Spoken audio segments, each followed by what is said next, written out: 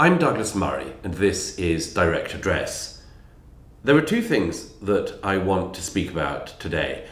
The first is the presidential order in the United States banning the surgical mutilation of minors. And the second is the beginning of the enforcement by the Trump administration of its border policies and the forced deportation of illegal criminal migrants. They're related, but I want to start with the issue of what has been called by the administration here in the US the cessation of federal funding for the surgical mutilation of minors, and what has been described in much of the media as the end of, quote, gender affirming care for minors. You can tell an awful lot by the way in which people manipulate language.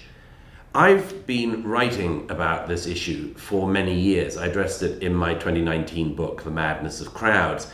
And I said there that you could already tell with considerable confidence that there was going to come a day pretty soon when we would look back at this era and think, what the hell were we doing? I spoke to lots of people who had themselves gone through gender affirming care. They almost all had terrible experiences. At the lighter end, it was people who, as children, had been persuaded that they should take puberty blockers.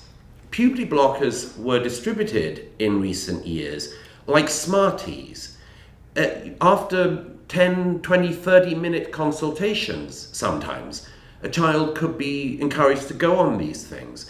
And very rarely were any of the children in question made aware of the fact that these puberty blockers have an irreversible effect on your future. They, among other things, are very likely to make people who take them sterile for the rest of their lives. That is, they're not going to be able to have biological children of their own. Most of them will never have any functioning sex life as adults. They won't have functioning sex organs.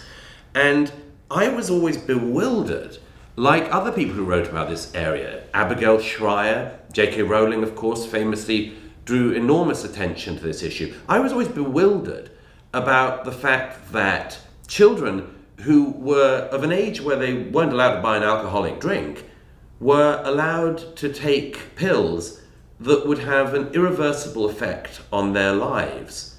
But now that this presidential order's been issued, perhaps we can have a bit more clarity on this. Perhaps a bit of sanity has returned to this debate.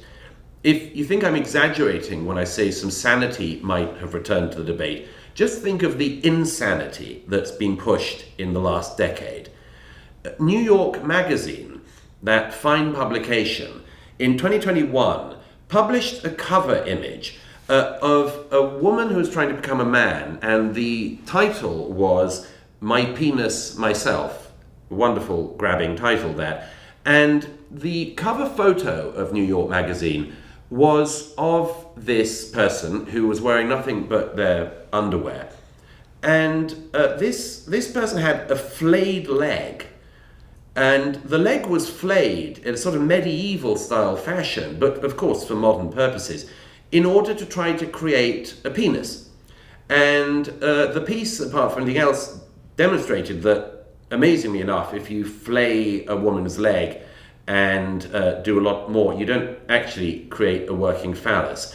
But put that to the side for a moment. That was celebrated, and people were meant to see this on the newsstands and think, fantastic, modern day flaying.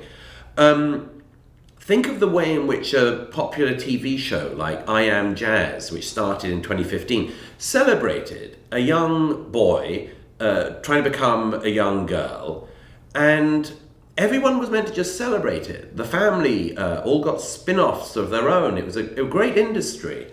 But as the seasons went on, we all discovered, perhaps as jazz discovered, that we aren't actually pieces of Lego. You can just take bits off and put other bits on. We actually are biological organisms of a very complicated type, and the most fundamental difference, boys, girls, male, female, actually do matter and are pretty impossible, actually, to swap out.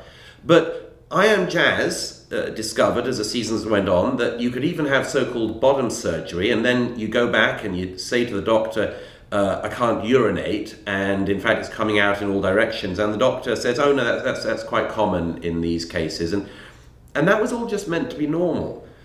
It wasn't normal, and it isn't normal, and the huge number of people in the chemical castration industry who pushed this on parents for years, I hope at this point not only lose the federal funding for their experiments, but actually have the law come after them in turn. I'd love to see a proper inquiry in the US into the way in which people had industrial benefits from this industrial crime. But the other thing I wanted to talk about today is the Trump administration's order to remove illegal criminal migrants from the US. I've been following this closely because, as some of you will know, having written about this for many years, I've always asked the question of what developed countries can do about illegal migrants who arrive in our countries. Every single country in the developed world has been struggling with this in recent years, and it's certainly been a struggle. You look at countries like Italy, which has more than 1 million illegal migrants. It's been said to have more than 1 million illegal migrants for years, and strangely that illegal figure remains the same, just as in the UK. And when the government in Italy a few years ago tried to address this, the interior minister in Italy was charged with kidnapping migrants, illegal migrants, for not being allowed to land on the shores of Italy in illegal boats. A minister in the Danish government a few years ago was also prosecuted and had to wear an ankle bracelet simply because she tried to enforce the border laws of Denmark. Everybody in the developed world has known for years that the developing world cannot just move to the developed world. We've got a global population now of about 8.2 billion people, and only about 1.2 billion of us are fortunate enough to live in the developed world. That means for every one of us, there's about 7 people who would love to live in a better environment, a better country, but just don't. So the question for all developed countries for years has been, is there anything we can do to enforce our borders? And if we don't enforce our borders, is there anything we can do to at least enforce our immigration policies once people have broken into our countries?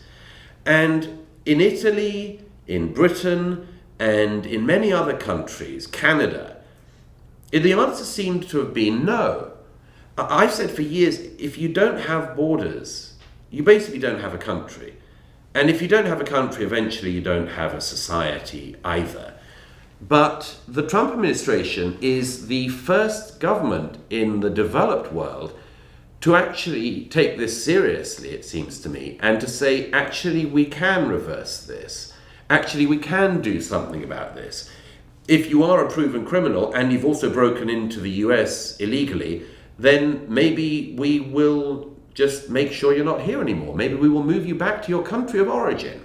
In the past week, the Trump administration tried to forcibly deport a number of illegal migrants back to their home country of Colombia. And the Colombian government said actually it didn't really want the criminals in question back in Colombia.